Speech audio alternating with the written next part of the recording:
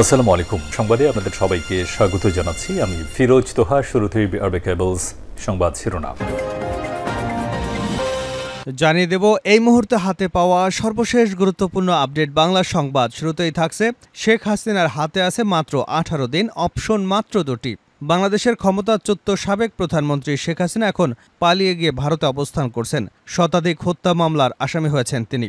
গণহত্যার মামলা নিয়ে আন্তর্জাতিক আদালতে যাওয়ার প্রস্তুতি চলছে। তার কূটনৈতিক লাল পাসপোর্ট বাতিল হয়ে যাওয়ায় ভারত থেকে অন্য কোনো দেশে যাবার সম্ভাবনাও কমে গেছে।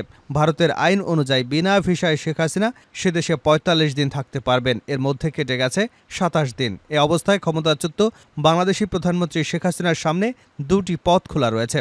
হয় তিনি ভারতে রাজনৈতিক আশ্রয় চাইবেন, নয়তো দেশে ফিরে আসবেন। এই মুহূর্তে আর কোনো অপশন নেই ৭৭ বছর বয়সী এই সাবেক প্রধানমন্ত্রী শেখ হাসিনার। এবারে জানাবো সাবেক সংসদ সদস্য হাজী সেলিম আটক। ঢাকা ৭ সংসদীয় আসনের সাবেক সংসদ সদস্য হাজী মোহাম্মদ সেলিমকে রাজধানীর বংশাল থেকে আটক করা হয়েছে। রোববার রাতে তিনি আইনশৃঙ্খলা রক্ষাকারী বাহিনীর হাতে আটক হয়েছেন। কোটা সংস্কার আন্দোলনের সময় শিক্ষার্থীদের তোপের মুখে পড়েন হাজী সেলিম, পরে হাসপাতালে গিয়ে আশ্রয় নেন। জানাবো সুশাসন প্রতিষ্ঠার সঙ্গে গ্রহণযোগ্য নির্বাচনের জন্য অন্তর্বর্তী সরকারকে প্রস্তুতি গ্রহণ করতে হবে বলে মন্তব্য করেছে গণতন্ত্র মঞ্চ। রোববার নাগরিক ঐক্যের কেন্দ্রীয় কার্যালয়ে গণতন্ত্র মঞ্চের পরিচালনা পর্ষদের সভায় মঞ্চের নেতারা এ মন্তব্য করেন।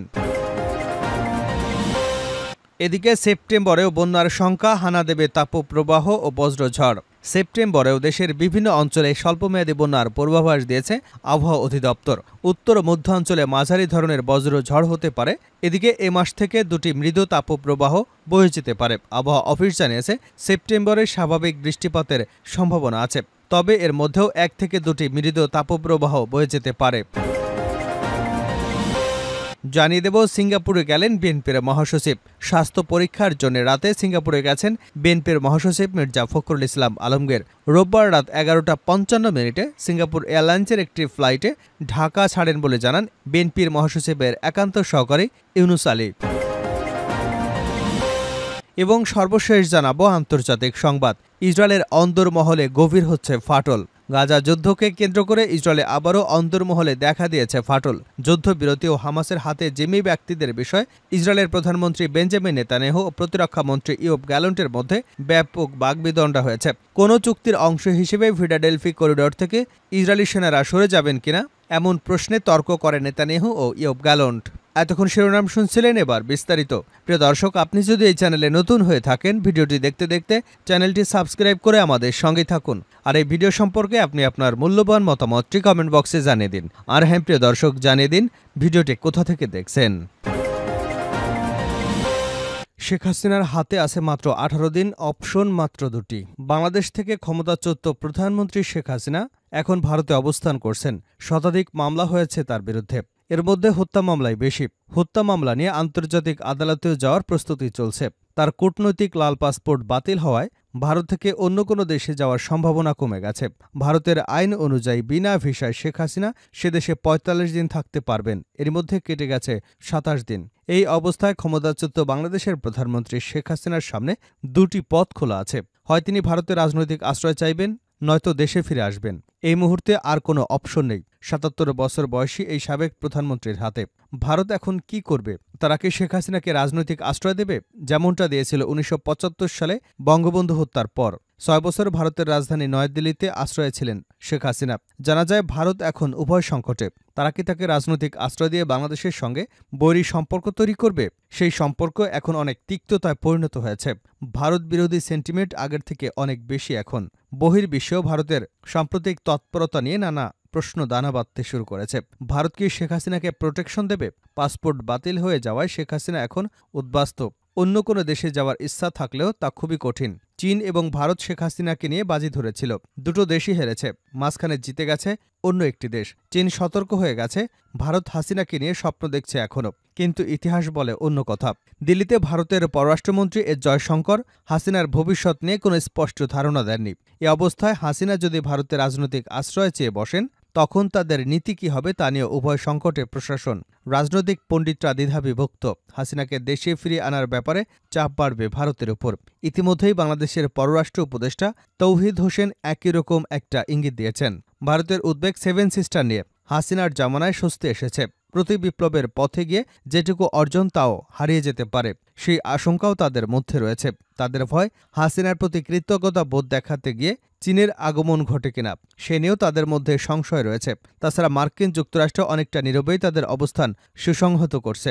ঢাকার রাষ্ট্র ক্ষমতা এখন ডক্টর মোহাম্মদ ইউনূস, যার সঙ্গে রয়েছে পৃথিবীর অধিকাংশ রাষ্ট্রপ্রধান এবং সরকার প্রধানের সরাসরি সংযোগ। তিনি চাইলে অন্তত ১০০টি দেশের সরকার প্রধানের সঙ্গে যখন তখন কথা বলতে পারেন। এ কারণে ভারত সতর্ক পা ফেলছে। কূটনৈতিক পণ্ডিতরা নরেন্দ্র মোদীর সরকারকে আবেগতাড়িত না হয়ে বাস্তব সিদ্ধান্তের পক্ষে মত দিয়েছেন। পরিবর্তিত এমন অবস্থায় শেখ হাসিনার দেশে ফেরা ছাড়া আর কি বিকল্প রয়েছে? গণহত্যার অভিযোগে তিনি অভিযুক্ত হতে চলেছেন। পৃথিবীর কোনো গণতান্ত্রিক দেশ তাকে গ্রহণ করতে চাইবে না। সময় যত গড়াচ্ছে বাংলাদেশ নিয়ে ভারতীয়দের মনোভাবের পরিবর্তন আসছে। দক্ষিণ এশিয়ার কোনো দেশের সঙ্গে ভারতের সুসম্পর্ক নেই। যেটুকু ছিল বাংলাদেশের সঙ্গে ভুল নীতির কৌশল গ্রহণ করে সেটুকু হারাতে চায় না ভারত। কোটা বিরোধী আন্দোলন হাসিনার ভবিষ্যৎ যেমন ফিকে করে দিয়েছে, তেমনি বাংলাদেশে ভারতের অবস্থান অনেকটাই প্রশ্নবিদ্ধ করে দেয়। সাম্প্রতিক বন্যা নিয়ে বাংলাদেশিদের প্রতিক্রিয়া দেখে ভারতের নেতৃত্বে বেশ চিন্তিত বলে মনে করা হচ্ছে। উত্তরে চীন, পশ্চিমে পাকিস্তান, পূর্বে আরেকটি নিরাপত্তা ফন্ড ভারত খুলবে কিনা তা নিয়েও হিসাব নিকাশ চলছে। কূটনৈতিক পণ্ডিতরা বলছেন, এটা যদি করা হয় তা হবে অত্যন্ত ঝুঁকিপূর্ণ, কারণ চীন এবং যুক্তরাষ্ট্রের গভীর নজর রয়েছে সর্বশেষ ঘটনাবলীর ওপর। সাবেক সংসদ সদস্য হাজী সেলিম আটক। ঢাকা ৭ সংসদীয় আসনের সাবেক সংসদ সদস্য হাজী মোহাম্মদ সেলিমকে রাজধানীর বংশাল থেকে আটক করা হয়েছে। রোববার রাতে তিনি আইনশৃঙ্খলা রক্ষাকারী বাহিনীর হাতে আটক হয়েছেন। কোটা সংস্কার আন্দোলনের সময় শিক্ষার্থীদের তোপের মুখে পড়েন হাজী সেলিম, পরে হাসপাতালে গিয়ে আশ্রয় নেন তিনি। এর আগে অবৈধ সম্পদ অর্জনের অভিযোগে দুর্নীতি দমন কমিশনের মামলায় ২০০৮ সালে ১৩ বছরের সাজা হয় তার। পরবর্তীতে ২০২২ সালে এই সাজা কমিয়ে ১০ বছর করে হাইকোর্ট। সুশাসন প্রতিষ্ঠার সঙ্গে গ্রহণযোগ্য নির্বাচনের জন্য অন্তর্বর্তী সরকারকে প্রস্তুতি গ্রহণ করতে হবে বলে মন্তব্য করেছেন গণতন্ত্র মঞ্চের নেতারা। রোববার নাগরিক ঐক্যের কেন্দ্রীয় কার্যালয়ে গণ অধিকার মঞ্চের পরিচালনা পর্ষদের সভায় মঞ্চের নেতারা এ মন্তব্য করেন। এতে নেতৃবৃন্দ জনগণের সরকার প্রতিষ্ঠায় বিগত ফ্যাসিবাদী সরকারের বিপক্ষে গণতন্ত্র মঞ্চের দীর্ঘ সময়ের যে আন্দোলন প্রচেষ্টা প্রত্যয় জনগণের মাঝে যে স্বপ্ন বীজ বুনেছিল তা বাংলাদেশের সুশাসন প্রতিষ্ঠার ভিত্তি বলে উল্লেখ করেছেন তারা। নেতারা বলেন, ছাত্র জনতার গণঅভ্যুত্থানের মাধ্যমে অন্তর্বর্তীকালীন সরকার গঠিত হয়েছে, তার প্রতি মানুষের আকাঙ্ক্ষা অনেক বেড়ে গেছে। রাষ্ট্রের প্রতিটি ক্ষেত্রে ব্যাপক সংস্কার প্রয়োজন। জাতীয় পুনর্গঠন কমিশন, প্রশাসনিক সংস্কার কমিশন, অর্থনৈতিক সংস্কার কমিশন গঠন, সরকারের বিকেন্দ্রীকরণ, ক্ষমতার ভারসাম্য প্রতিষ্ঠা, স্থানীয় সরকার, বিচার বিভাগীয় স্বাধীনতা, ফ্যাসিবাদ, বিভিন্ন আইন বাতিল, দুর্নীতি দমনে ন্যায়পাল বিনিয়োগ, গণমাধ্যমের স্বাধীনতা, কৃষিপণ্যের ন্যায্যমূল্য নিশ্চিত, শিক্ষা, স্বাস্থ্য, শিল্প, বিজ্ঞান ও প্রযুক্তি, তথ্য প্রযুক্তি, যোগাযোগ ব্যবস্থা, বিদ্যুৎ ও জ্বালানি অগ্রাধিকার উন্নয়ন, জনস্বার্থ বিবেচনায় বৈষম্য নিরসনে নীতি প্রণয়ন, জলবায়ু পরিবর্তন বিবেচনায় প্রস্তুতি গ্রহণ, ব্যাপক কর্মসংস্থান, যুব ও নারী অংশগ্রহণ ক্ষেত্র সৃষ্টি, নাগরিক সামাজিক নিরাপত্তা, সর্বোপরি সাম্য, সামাজিক মর্যাদার ভিত্তিতে সাম্প্রতিক সমাজ গড়তে সরকারকে উদ্যোগ নিতে হবে। নেতৃবৃন্দ বলেন, রাষ্ট্র এর সকল প্রতিষ্ঠানকে ধ্বংস করে দেয় এক দানব স্বৈরাচার শাসকের পতন ঘটেছে। দেশের মানুষের আশার প্রতিফলন ঘটাতে দীর্ঘ সময় সংগ্রাম টিকিয়ে রাখা, মানুষকে উজ্জীবিত রাখা, সংস্কারের প্রত্যয় ব্যক্ত করতে রাজনৈতিক সংগঠনের মতো অংশগ্রহণ ঘটাতে হবে। নাগরিক ঐক্যের সভাপতি মাহমুদুর রহমান মান্নার সভাপতিত্বে সভায় আরও বক্তব্য রাখেন বিপ্লবী ওয়ার্কার্স পার্টির সাধারণ সম্পাদক সাইফুল হক সহ আরও অনেকে। সেপ্টেম্বরে বন্যার সংখ্যা হানা দেবে তাপপ্রবাহ ও ঝড়। সেপ্টেম্বরেও দেশের কিছু অঞ্চলে স্বল্পমেয়াদী বন্যার পূর্বাভাস দিয়েছে আবহাওয়া অধিদপ্তর। উত্তর ও মধ্যাঞ্চলে মাঝারি ধরনের বজ্র ঝড় হতে পারে। এদিকে এ মাসে ১ থেকে ২টি মৃদু তাপপ্রবাহ বয়ে যেতে পারে। আবহাওয়া অফিস জানিয়েছে, সেপ্টেম্বরে স্বাভাবিক বৃষ্টিপাতের সম্ভাবনা আছে, তবে এর মধ্যেও ১ থেকে ২টি মৃদু তাপপ্রবাহ বয়ে যেতে পারে। এবছর বর্ষার শুরুতে জুনের দ্বিতীয়ার্ধে দেশে ভারী বর্ষণ এবং উজানের ঢলে বন্যার কবলে পড়ে উত্তর পূর্বাঞ্চল। ঈদের উৎসবের আগে এবং পরে ২ সপ্তাহ ধরে দুর্ভোগে কাটে সিলেট, সুনামগঞ্জ সহ আশপাশের এলাকার বাসিন্দাদের। সে সময় উত্তরাঞ্চলের পানি বাড়ে, নিম্নাঞ্চল তলিয়ে যায়। উজানের ঢলে জুলাইয়ের শুরুতে দেশের উত্তর এবং উত্তর পূর্বাঞ্চলে বন্যা দেখা দেয়। এর ফলে প্লাবিত হয় অনেক গ্রাম। আর অতি ভারী বৃষ্টির মধ্যে ভারত থেকে নেমে আসা তীব্র ঢলের কারণে গত ২০ আগস্ট থেকে দেশের দক্ষিণ এবং উত্তর পূর্বাংশের অনেক জেলায় ভয়াবহ বন্যা দেখা দিয়েছে। অল্প সময়ের মধ্যে তা বিস্তৃত হয়ে ফেনী, কুমিল্লা, চট্টগ্রাম, খাগড়াছড়ি, নোয়াখালী, মৌলভীবাজার, হবিগঞ্জ, ব্রাহ্মণবাড়িয়া, সিলেট, লক্ষ্মীপুর ও কক্সবাজারে।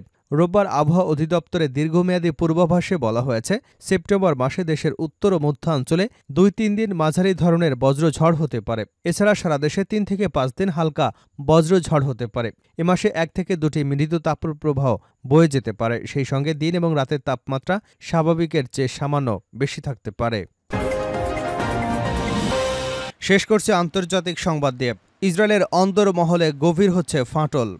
গাজার যুদ্ধকে কেন্দ্র করে ইসরায়েলের আবারও অন্দরমহলে দেখা দিয়েছে ফাটল। যুদ্ধবিরতি এবং হামাসের হাতে জিম্মি ব্যক্তিদের বিষয়ে ইসরায়েলের প্রধানমন্ত্রী বেঞ্জামিন নেতানিয়াহু ও প্রতিরক্ষামন্ত্রী ইয়োব গ্যালন্টের মধ্যে ব্যাপক বাগবিতণ্ডা হয়েছে। কোনো চুক্তির অংশ হিসেবে ফিলাডেলফি করিডোর থেকে ইসরায়েলি সেনারা সরে যাবেন কিনা এমন প্রশ্নে তর্ক করে নেতানিয়াহু এবং গ্যালন্ট। বর্তমানে ফিলাডেলফি করিডোর ইসরায়েলি প্রতিরক্ষা বাহিনীর নিয়ন্ত্রণে রয়েছে। ১৪ কিলোমিটার দীর্ঘ এই করিডোর গাজা মিশর সীমান্তে অবস্থিত।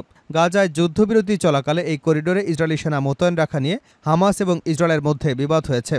হামাসের দাবি, যুদ্ধবিরতি চলাকালে সীমান্ত এলাকা থেকে ইসরায়েলি সেনাদের সরিয়ে নিতে হবে। বৈঠকে নেতানিয়াহু একটি ম্যাপ দেখিয়ে বলেন, মন্ত্রিসভার অনুমোদন সাপেক্ষে তিনি ফিলাডেলফি করিডোরে ইসরায়েলি সেনা মোতায়েন রাখতে চান। তখন গ্যালন্ট বলেন, এতে হামাস একমত হবে না, ফলে আর কোনো যুদ্ধবিরতি চুক্তি করা যাবে না। এর জেরে জিম্মি ব্যক্তিদের ইসরায়েলে ফিরিয়ে আনা সম্ভব হবে না। বিষয়টি নিয়ে নেতানিয়াহু এবং গ্যালন্টের মধ্যে বেশ কিছু সময় তর্ক-বিতর্ক চলে। এক পর্যায়ে গ্যালন্ট বলেন, প্রধানমন্ত্রী যেহেতু সব সিদ্ধান্ত নিচ্ছেন, তিনি সব জিম্মিদের হত্যার বিষয়ে সিদ্ধান্ত নিতে পারেন। ৩০টি মানুষের জীবন ঝুঁকির মধ্যে রয়েছে। পরে নেতানিয়াহুর উপস্থাপন করা ম্যাপের অনুমোদনের জন্য ভোটাভুটির আয়োজন হয়। নেতানিয়াহুর পক্ষে ভোট পড়ে ৮টি, বিপক্ষে ভোট দেন শুধু গ্যালন্ট। আর ভোটদানে বিরত ছিলেন ডানপন্থী জাতীয় নিরাপত্তা মন্ত্রী ইতামার বেন-গাভির। গত ৭ অক্টোবর ইসরায়েলে হামলা চালায় প্রায় ২৫০ জনকে জিম্মি করে হামাস। ওই হামলায় নিহত হন অন্তত ১১৩৯ জন। সেদিন থেকে গাজায় হামলা চালিয়ে আসছে ইসরায়েল। এখন পর্যন্ত ৪০,৬৯১ জন নিহত হয়েছেন। এমন পরিস্থিতিতে গাজায় যুদ্ধবিরতির লক্ষ্যে হামাস এবং ইসরায়েলের সঙ্গে